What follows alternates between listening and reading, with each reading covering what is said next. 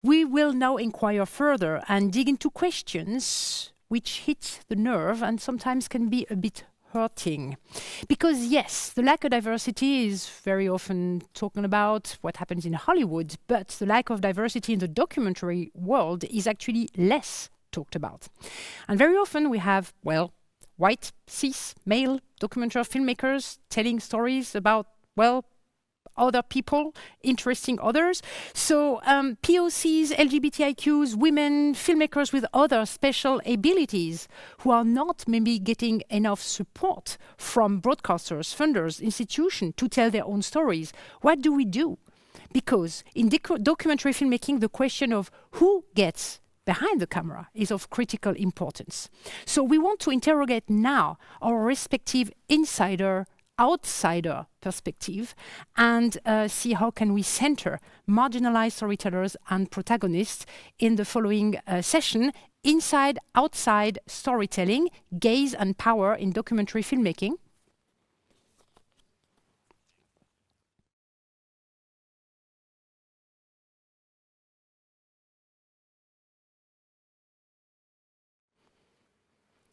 And I take the opportunity that Ousmane is on its way, I think, from Mali to join us to give you a couple of more words of information about this session coming up. So we will have the producer Signe Byrge Sørensen. You might know President. We had this case. She produced it from Camilla Nielsen. We had the talk 2 days ago. But also she's a producer of the Joshua Oppenheimer. You know The Act of Killing, The Look of Silence, excellent films. We will have also with us Nefise Özkal Lorentzen, who is also in our AMA session a little bit later on for her film Seren Ateş, Sex, Revolution and Islam, which will be our case study, which is also running here. And we will have Ousmane Samassekou, who is presenting here The Last Shelter at the CPH Docs Film Festival. Bear with me. It is day 3. I have told this probably a couple of times. And the discussion will be led and moderated by B. Ruby Rich, who I had the honor and pleasure to hear in New York speaking herself as a keynote speaker, but who is absolutely a fantastic moderator. She's the editor of Film Quarterly since 2013. And she's Professor Emerita in documentary at the University of California, Santa Cruz, and the author of 2 books, New Queer Cinema and the Feminist Film Movement. So I think we have an excellent panel here, and I'm very glad that I am part of it because I'm going to translate for Ousmane. Is Ousmane here now? He's there. This is fantastic. So we're ready to go. Let's go. Hello, everyone. Hello. Wonderful. Okay, we're live. Thank you so much. Thanks to AC Coppens, the curator for this industry conference, and to Anna Krastev-Kovacs and their team for bringing us all together and managing this not so simple technology. So here we go. I am B. Ruby Rich, as explained. I am an academic escapee. I left the university last year. And I am still editing the journal, and I'm speaking to you now from my temporary home in Paris. I'm thrilled to be joined by Signe Sørensen, who has made so many incredible films, The Act of Killing and The Look of Silence, as you heard, but also this year alone, President and Flee, both amazing films. And in the festival, Our Memory Belongs to Us will be premiering, where she is credited as producer, but also as co-director. Nefise Özkal Lorentzen, is here, as just stated, with Seren Ateş, Sex, Revolution, and Islam, but has also made this remarkable trilogy of films, Gender Me, Balloon for Allah, and Man Islam, bringing new stories into public visibility. Welcome, Nefise. And of course, as we've heard, most wonderfully joining us from Bamako, Mali, we have Ousmane Samassekou, who is here with, welcome here, Ousmane, with The Last Shelter. Thank you very much. Yeah. Yes, and a documentary about life at Caritas House, right, of migrants on the edge of the Sahel Desert in Mali. So welcome all three of you.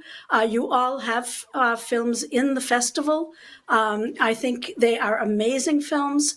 And we're going to start by taking up these questions of representation, as AC has suggested. Are you going to stay with us, AC, through this? Because you're going to translate for Ousmane, is that right? Very good. So we are reconfigured as with three people on the panel, and we're going to start. I want to ask you all to start by talking about why you have brought this film to us, why this film, why this issue, how did you arrive at this? And can I start with you, Signe? Can I do that? Put you on the spot? No, sure. But which film do you want me to talk about? I would love, I know you have so many, but I would love for you to talk right this moment about Our Memory Belongs to Us. I'm going to start with each one with the specific, and then we'll go a little bit broader into what led you into documentary filmmaking. But just to start with this, I would love to hear how you got in touch with Rami Farah and how you became involved in bringing us this film. Well, basically, Rami Farah and his producer in France, Liana Saleh, they got in touch with me at ITFA through an organization called International Media Support.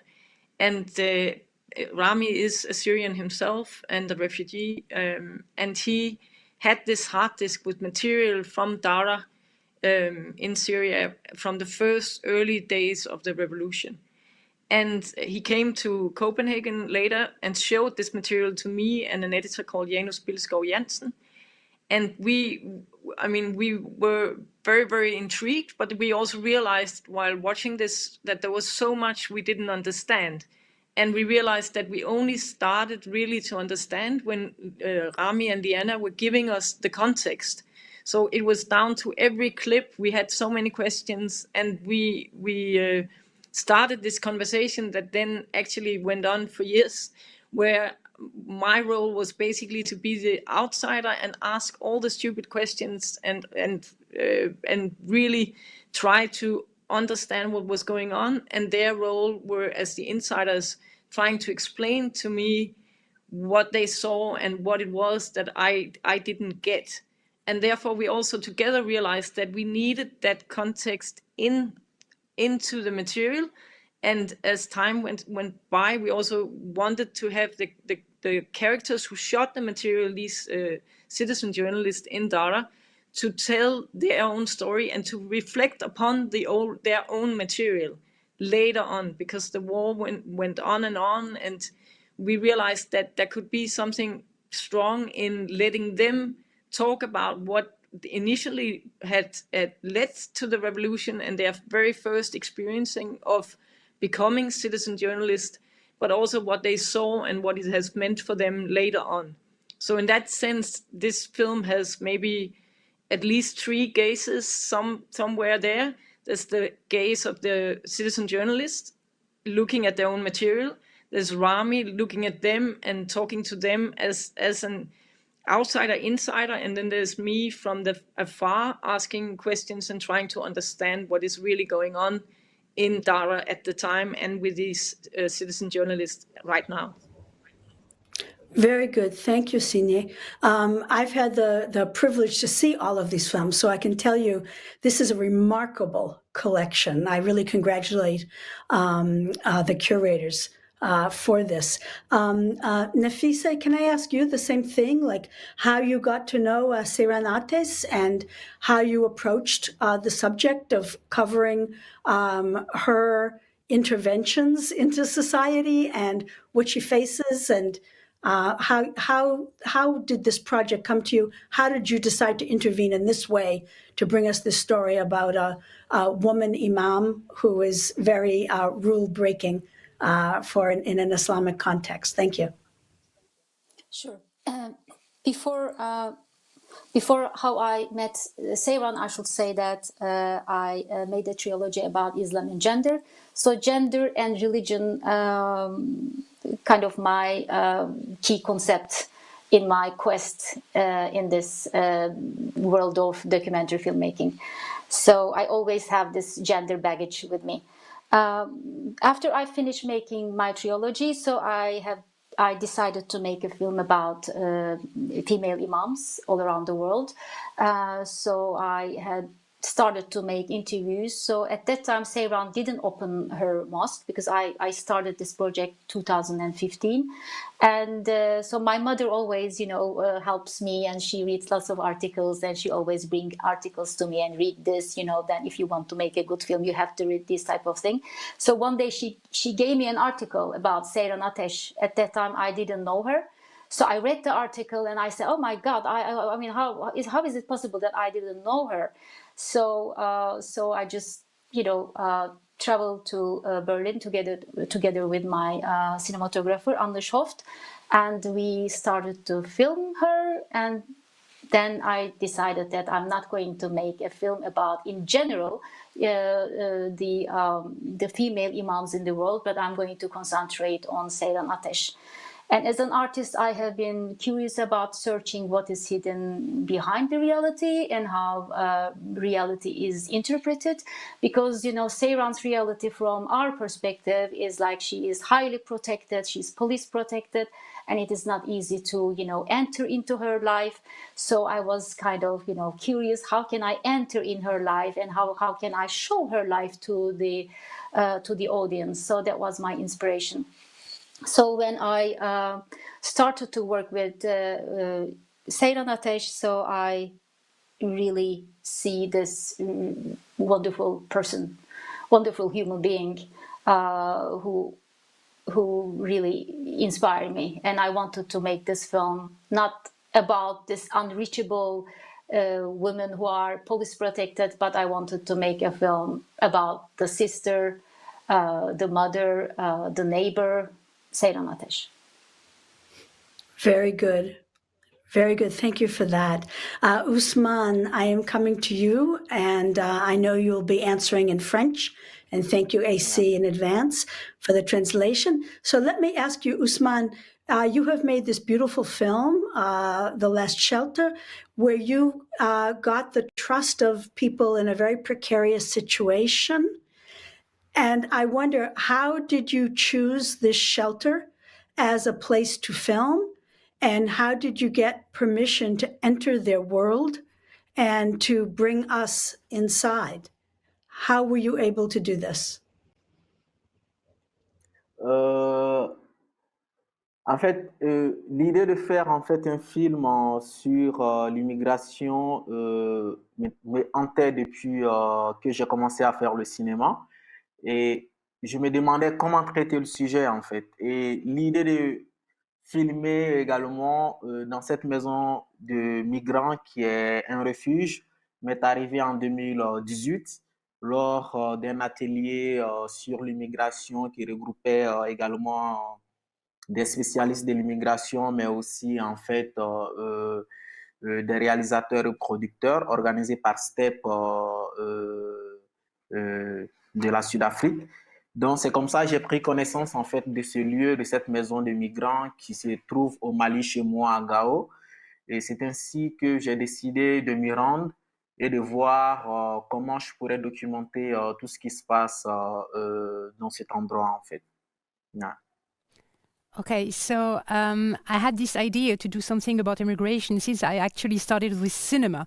And this subject, which actually drew me to the home of migration, was in 2018 during a workshop for specialists of immigration by STEP, where there were also directors and producers, if I understand right. So this is why I decided to go there to Gao in Mali and have a look at that house. Yes. Very good. Et Go on.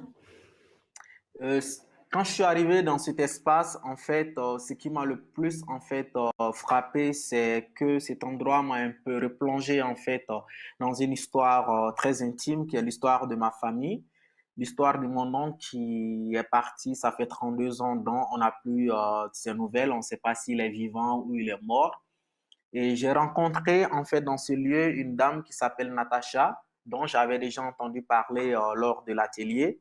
Et ça fait plus de 5 ans qu'elle est dans ce lieu, dans ce refuge. Elle ne se rappelle plus en fait d'où elle vient, ni comment retourner en fait chez elle. Et cela m'a un peu plongé dans l'histoire de mon oncle. Et je me suis dit en fait que c'est une histoire en fait qui est générale, c'est une histoire qui touche en fait presque de nombreuses familles en Afrique, de nombreuses familles qui ont vu en fait leurs enfants partir, surtout avec le soutien de la famille, parce que en Afrique, quoi qu'on dise, l'immigration reste un projet de famille en fait. As I was going to this house has plunged me actually in the intimate story of my family, because my uncle has actually disappeared for 32 years now, and we don't even know if he is living or dead. And Natasha, who is living in the house for more than 5 years, she doesn't even know where she comes from. She cannot remember. And this kind of stories is a story which is touching a lot of families of Africa, where a lot of kids have been living already. And this is actually the core of the migration stories in Africa. Yeah. Thank you. Thank you. Fascinating. I want to ask you, if I can, all three of you, how do you see these issues being represented in the world? You know, you were drawn to tell these stories. And I wonder, do you see yourselves as an insider or an outsider? Were there kinds of representations of these issues, of refugees, of women in Islam, of the war in Syria, the revolution in Syria, the question of African migration? Were there representations out there that you really are trying to combat, to fight against? Or was there an absence of representation that you wanted to fill? I know I am throwing some new questions at you today beyond our planning, but I think I feel so moved by having seen your films now that I want to dig a little more deeply into this. So what is your thinking? How we need your films, I believe. We need your documentaries. But how do you feel? What was it? Representation, misrepresentation, absence that brought you to this? And I think I will start with you, Nefise. Let me start with you. And then I'll come to you, Ousmane, and then I'll end with you, Signe. So. Actually, you know, the word diversity and representation, we have been using it all the time. So whenever you just look at the some, you know, the network of some institution, they're always saying that, yeah, we are going to represent the minorities and diversity is very important for us and all this stuff. So I see, you know, when I read these texts, so I just always remember the taxi driver that I used to meet in Turkey.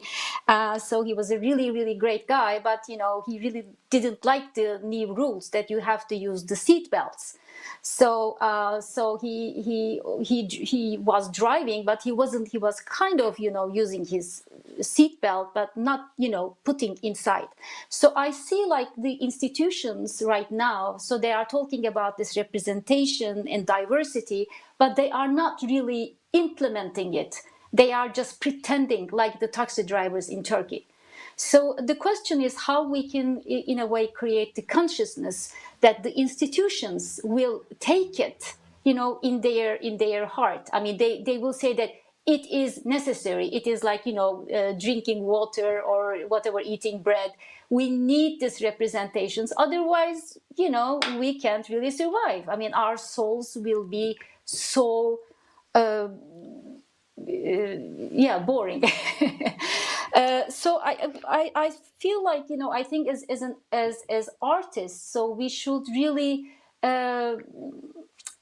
fight for it, and we should really make it very visible. And we should not, like, whenever we get finance from some institutions, we should not just say that, okay, now I'm safe, I don't need to talk about it. We have to talk about it because the diversity issues and inclusion and exclusion issues are not implemented, and so we have lots of work to do, I guess. Great. I love this example of the fake seatbelt. I'm going to remember that. Ousmane, what are your thoughts on this? You can translate for me this question, please. I forget the question. Je vais le faire pour vous, S'il Ousmane, il te n'y a pas de plaît. problème. Voilà, s'il te plaît. Voilà. Bien sûr, pas de problème. Comment les histoires que tu vois dans le monde, dans le film, de la télévision, les histoires que vous racontez tous, dont vous parlez aujourd'hui, sont représentées dans le monde? Est-ce que tu te considères comme un insider ou un outsider? Et est-ce que tu as envie de combattre ce que tu vois quand tu vois ces histoires d'inclusion, etc., où tu te dis est-ce que c'est authentique ou pas authentique? C'est un petit peu ça la question. Exactement, en fait, ce qui m'a donné plus envie de faire du documentaire, c'est exactement ça, c'est de pouvoir dénoncer, en fait, les choses qui sont presque tabous dans nos sociétés, en fait. En Afrique, il y a beaucoup de sujets, en fait, qui sont intouchables, dont on ne peut pas parler quand il s'agit de la politique, quand il s'agit de la corruption, quand il s'agit de l'égalité des chances, dans l'égalité des droits également, quand il s'agit de l'immigration.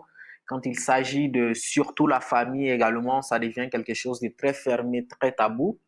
Et moi, que ce soit mon premier documentaire, Les héritiers de la colline, qui parle d'un système gangréneux et politique qui sévit au Mali depuis dans les années 90, et aussi le dernier refuge qui parle de l'immigration comme, c'est-à-dire un fléau plus familial qu'individuel en fait.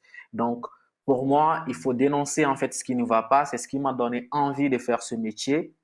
Et le documentaire, il est tellement réel. Et moi, j'aime tellement filmer ce qui est vivant, ce qui est réel, ce qui est direct.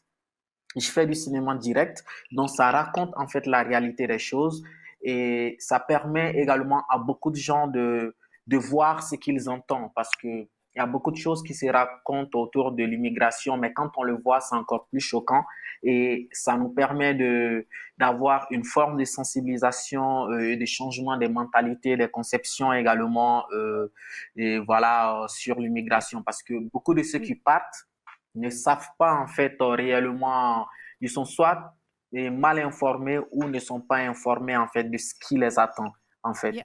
Donc je pense que faire des films dans ce sens permet aux gens de mieux voilà, appréhender la situation. I need to do it now because otherwise it's too long. So this is exactly what brought me actually to film. This is what I really wanted to do and to bring it on screen because there are so many stories which are taboo in our societies and politics, corruption, questions of equality, stories around the families. And this is what also I took in my first documentary. And also this documentary is more about families rather than an individual story. So the way I film is I want to film what is lively directly. I want to film the reality of things, and I want people to see what they hear. I want people I want also to be able to change their conceptions, for example, on immigration, because until now they have been really badly informed.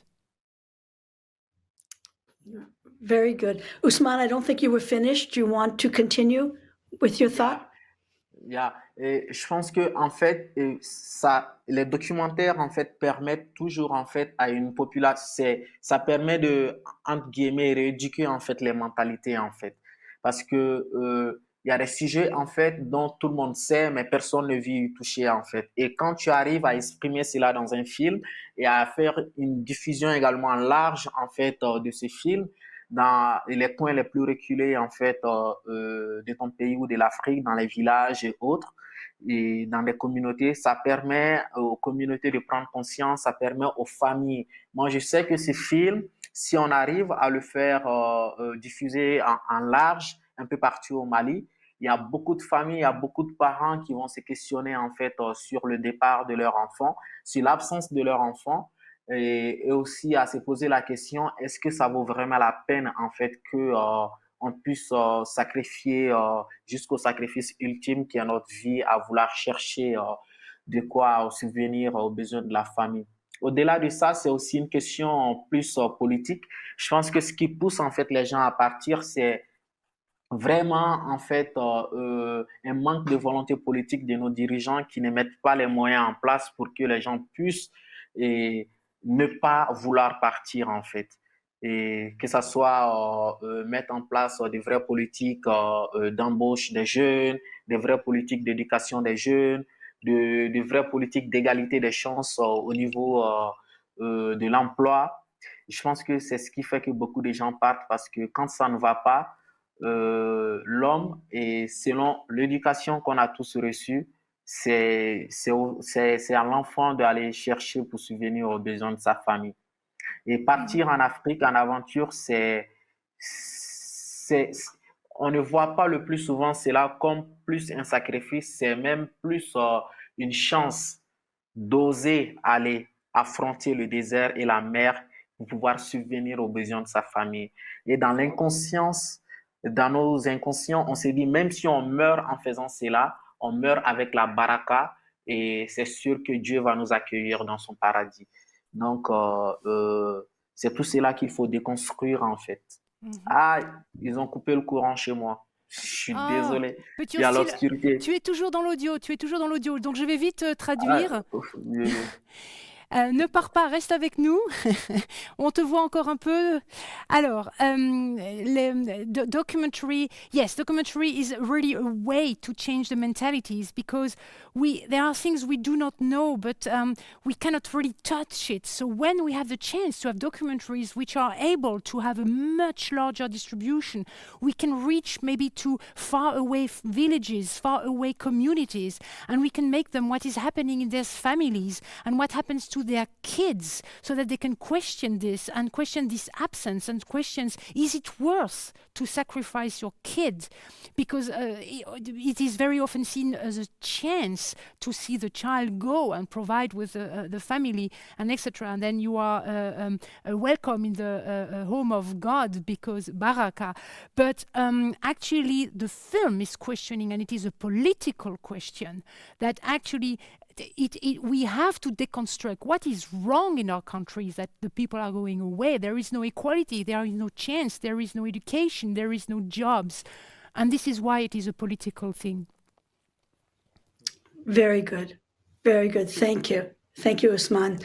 I want to go back to the rest of the panel now, and I'm going to skip to something that I had asked for at the end, but just in case we run out of time, I don't know if you three are playing with me or not, but I was wondering if you would each bring an idea of what is a great documentary for you that has inspired you or that you would recommend to people. Is this still on your agenda? Does anyone want to speak to this? I've skipped you, Signe. I skipped your turn on this. Let me let you have this, and then we'll come back. Yeah. Sure. Sorry about that. No worries. No, I was just thinking that representation for me is an issue that's very related to the two other issues we've had in this conference, economy and democracy. And I think a lot of the language around the issue of representation often comes from the US. But I think it's important that we look at the economic systems we have in the US, the private money, and in Europe, the tax-based systems where we actually have ministries of culture and public service televisions, which are supposed to be guided by policies and therefore can also be influenced by policies and therefore can, in theory at least, be pushed to be more equal in many different ways, both in terms of giving people access to a platform or to get support to make a film, even if you don't have private money yourself, and also for having more equal access for women and immigrants and people with handicaps and disabilities and so on. But the problem with the tax-based system is also that it becomes very national. And I think that's part of what we are fighting in Denmark is the nationalism of the whole approach. And therefore, when we do go in and make international productions in collaboration with people from Syria or in Zimbabwe or wherever we work, it's also to bring in perspectives from other parts of the world into our society, which is, in my view, in danger of sort of closing in on itself and becoming very nationalistic and narrow-sighted, I'm afraid. Very much, very much. Thank you for that. I think this is a problem in the world at this moment, and I really take that to heart, very much so. Do any of the three of you have a film you want to mention to our audience, apart from your own, that you have either found inspiring yourself or that you want to kind of give a push to make it known to people? Does this question resonate at all? Does anyone have any answer to this? Yes, very good. Thank you. Nefise, yes. Actually, I'm really honored to be together with Signe because Act of Killing and Look of Silence have been very important films for me, and I always, see these films. I think Joshua, as a filmmaker, he's amazing. He brings his point of view in his films. Actually, I was thinking to name these films, but yesterday I saw The Last Shelter, and I realized that, and I said to my cinematographer Anders Schoft, look, I mean, we really need to learn from this film because I think it is so fascinating, and I really hope that the festival audience sees Ousmane's film, The Last Shelter, because if I didn't know that it was Osman who made the film, if I didn't know anything about the gender of the director, I could have really guessed that it's a woman director because it is, the film is very near, very sensual and all these things. And, afterwards you can also think like, what is gender? We always, whenever we see things very near and tender and slower and full of empathy, and we think that, oh yeah, this is woman's work, but it was Osman's work. So I think it is a fabulous film, and it has the melancholy, which I think it's really amazing, and I think the cinematography of the film. And I said to my cinematographer Anders, I mean, you have to see this film. I'm going to have lots of discussions with Anders after he sees the film, and I have really learned a lot about your filmmaking, Osman, and I'm so thankful that you bring this film, because usually these topics are very, they victimize the storytellers, but I don't know, it's you just, bring them to us, and I was there. I felt that I was there with you. Thank you. Thank you. Wonderful. Much. Thank you. Thank you, Nefise, for that. And I agree with you. I think there is an intimacy to the camera work. You were the cinematographer, is that right, Ousmane, for your film? You shot it yourself? Yeah, there is an intimacy. There is an intimacy that we do not always see in documentary of this kind, and so I think I was really struck by that. But the tenderness, also, Signe, in Our Memory Belongs to Us, I was struck by the tenderness of these men toward each other. We don't always see masculinity shown in that way either. And so I think this is, in a way, a match to Ousmane's film in terms of Nefise's comments, that we see the tenderness and the grief of these men as they look at this old footage of their comrades who are dead. How was it to capture that? I wonder. Extremely touching, and we were crying a lot, even when not understanding everything that was going on, because I don't speak Arabic. But it was a very touching time in that theater in Paris, or outside of Paris. I wanted to also answer your question about a film and a filmmaker who has been inspiring in this way. And I want to mention Anand Patwardhan, the Indian filmmaker. And he's also done amazing things about masculinity. And one of his films, or a lot of his films, are about Hindu nationalism and their discourse and deconstructing their discourses. There's, for example, Father, Son, and Holy War, but he's made a bunch of films that I can recommend to as many people as possible. Yes, yes. Very good, thank you. Is there any film that you want to mention, Ousmane, that has inspired you? Oui, oui, je t'entends pas. I don't. J'entends pas en fait. Film that, well, Okay, can you hear check, now? check. Oui, oui, vas-y. Ok, super. Est-ce qu'il y a un Ok. film qui t'a inspiré, dont tu as envie de parler, un documentaire qui t'a particulièrement marqué, inspiré? Pour ces films, Pour les films que tu fais toi ou pour ta vie peut-être? je pense que en fait, il y a beaucoup de films qui m'ont inspiré durant mon parcours, en fait, que ce soit quand j'étais à l'école d'audiovisuel, à l'école de production et tout ça.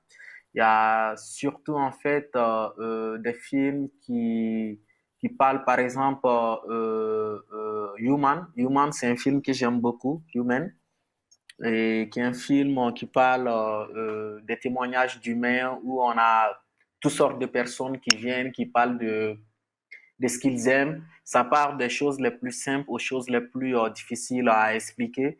Et c'est un film que je regarde tout le temps parce que ça me touche. C'est un film très humain. Et moi, j'aime beaucoup, en fait, quand on filme, en fait, nos personnages avec humanité, en fait. Parce que je pense que c'est ce qui est magnifique dans ce qu'on fait. Il ne faut pas, en fait, animaliser les gens, entre guillemets, quand tu les filmes. Il faut les montrer avec plus voilà, d'humanité. Et ces films, ça m'a beaucoup inspiré. Mhm. Il y a Tu veux bien me aussi dire le nom? Human. Yeah, quel est le Human. directeur? C'est son nom que je suis en train Ou de la chercher, directrice en d'ailleurs? fait. Non, Parlant c'est de un gender. directeur, en fait. Il a fait au moins 3 coffrets, mais c'est un film qu'on trouve sur Ok, on YouTube trouvera. même. Je suis C'est un sûre. grand film. Yeah, I'm sure that the team on the chat is already searching the name of this film, Human. So Human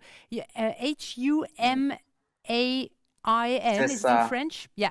Okay, we will find it. We will c'est put it in the ça. chat, I'm sure. So I use this to translate in the meanwhile. So there are a couple Voilà, of c'est Yann Arthus Bertrand, en fait, qui l'a fait. Yann Arthus Bertrand. Okay, so there are a couple of films Ouais. which have been inspiring me since I was in school at cinema and production and learning, but everything which has a specific touch of humanity, which is actually avoiding to animalize people. You don't want to animalize people. You want to bring a lot of humanity in your films.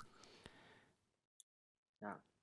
Et voilà, il y a beaucoup de films tels que, par exemple, The Madness of Reason de Peter Kruger également, qui m'a beaucoup, en fait, inspiré dans le sens de la poésie, mais aussi de la cinématique, parce que c'est quelqu'un qui sait comment, en fait, raconter des histoires rien qu'avec l'image, et c'est hyper poétique ce qu'il fait.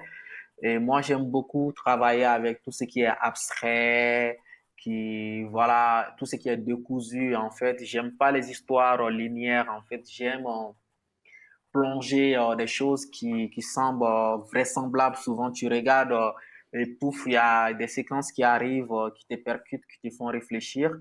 Et lui, Peter Kruger, ces films m'ont voilà, beaucoup enrichi en termes de poésie de l'image et comment raconter une histoire sans la parole, en fait. Il y a aussi les Wonderful. Ça films de suffit. Merci. Retipan. Yes. Merci. Ouais. This is wonderful. So I have to hurry up. So yes, so it's the films of Peter Kruger that I can also highly recommend because they tell the stories just with the picture, and I like this. That this is so poetic that the picture alone is enough. I love also the fact that it is not linear stories. I don't like linear stories. I like when it is actually a little bit. Yes, I don't know the name for décousu, but you understand what I mean, non-linear. Okay. Thank you very much. Bon. Thank you both.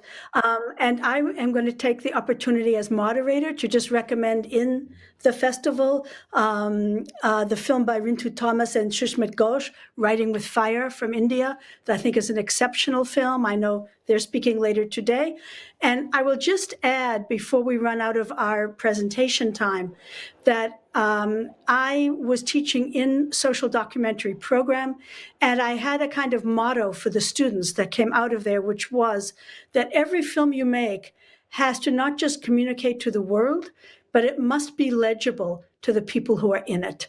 It must be legible to the people on the other side of the camera from you, so that they recognize themselves when they see themselves on screen. And I think this is one point that I would make, and in my capacity as moderator, to add in as an extra point.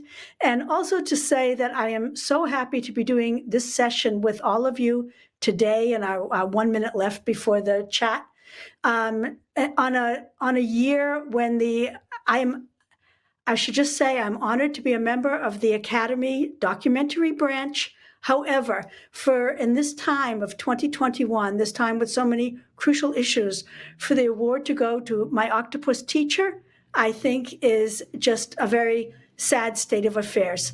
So I think as documentarians, you all have a lot of work to do so that all together we communicate to audiences and filmmakers in other disciplines and to the public and to the critics what constitutes really a true documentary, a documentary like the ones that the three of you have made, such beautiful documentaries that communicate truth, communicate authenticity, bring such important issues to the public, help people to think outside of their own experience, help people to think about the world in which we find ourselves today that so many of us are so ill-prepared to cope with. So I just want to kind of give my own version of inspiration at the end.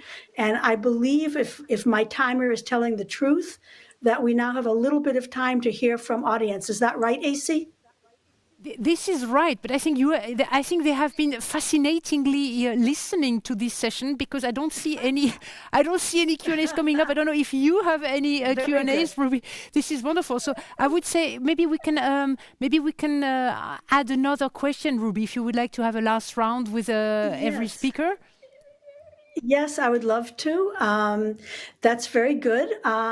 So we have been speeding you through this, and I know that I had asked everyone to think about what was the most important issue to bring forward. So are there points we have not touched on yet that any of you have prepared to communicate? Because this is such a precious time in terms of our audience, in terms of this opportunity. Other points you would like to make? Yes? No? Signe? Yes?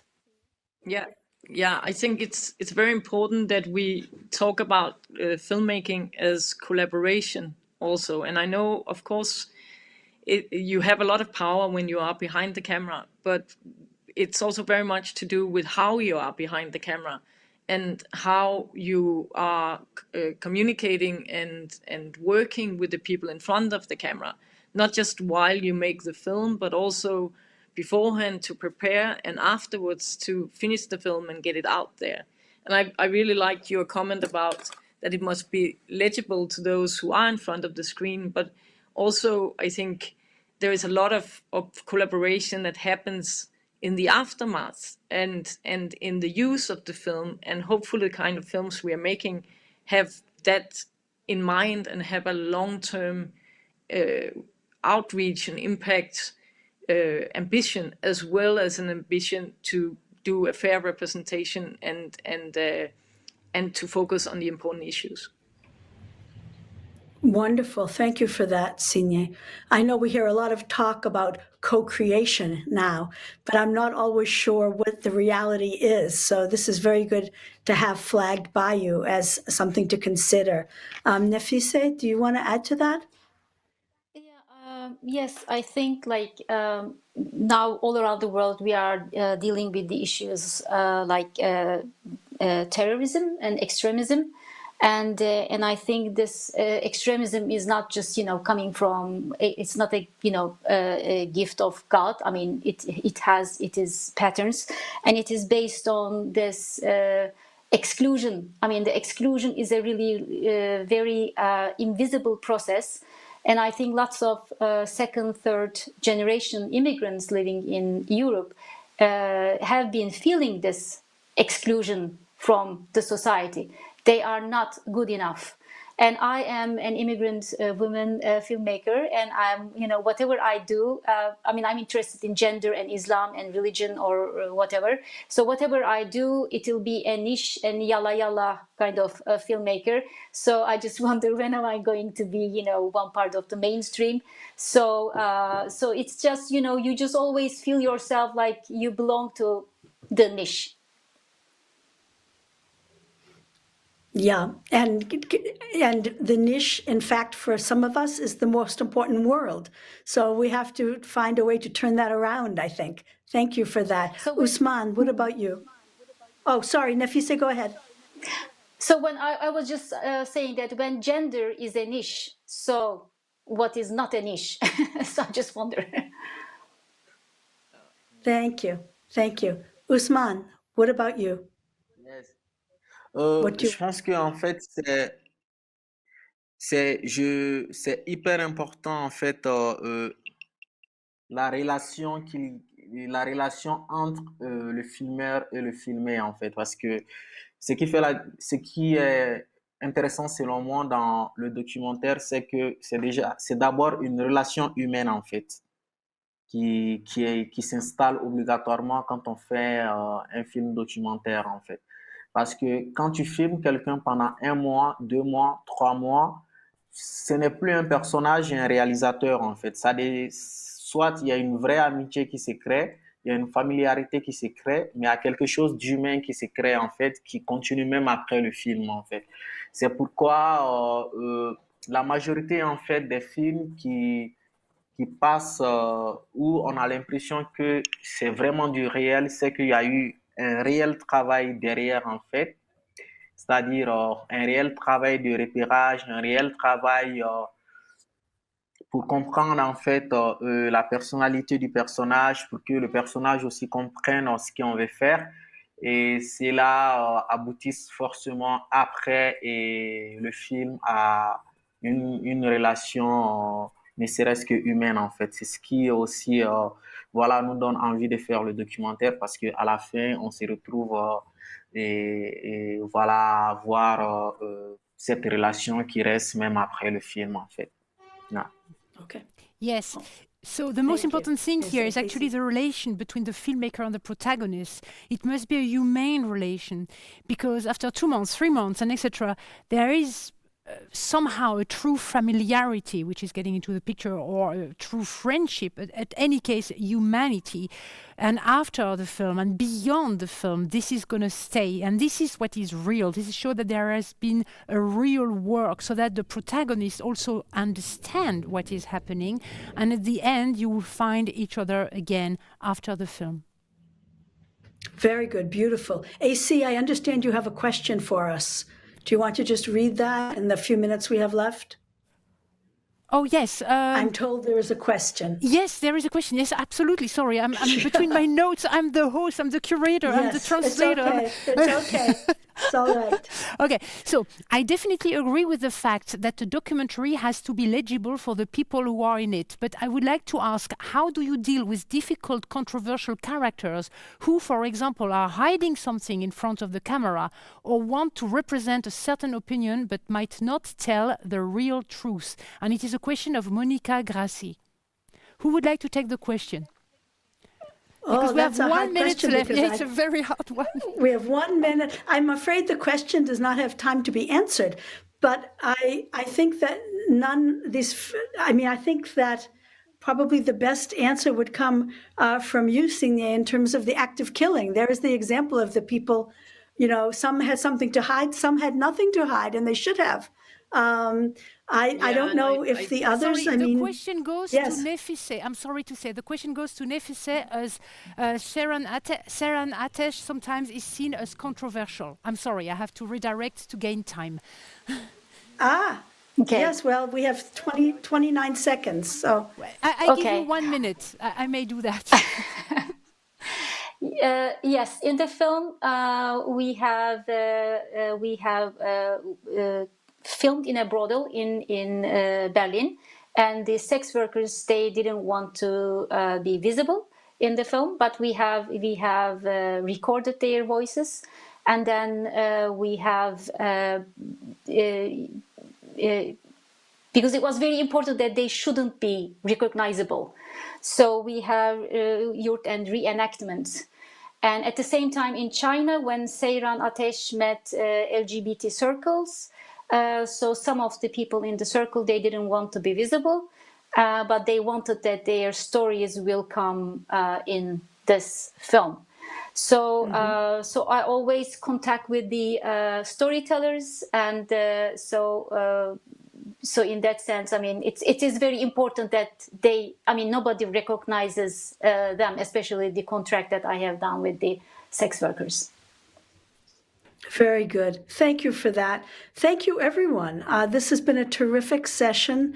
It's been wonderful to meet all of you. Thank you for having us, AC, and good luck with the rest of the conference. I'll be attending. Thank you, and thank you to all of you. This was wonderful. I was just there to translate, but I'm a fan of all of you, I have to say. So, all of you. Well, otherwise, I wouldn't have invited you. Oui, bien sûr. À bientôt, Ousmane. So, thank you so much. Stay tuned. We're going to go on with the AMA sessions. See you in a sec. Thank you very much.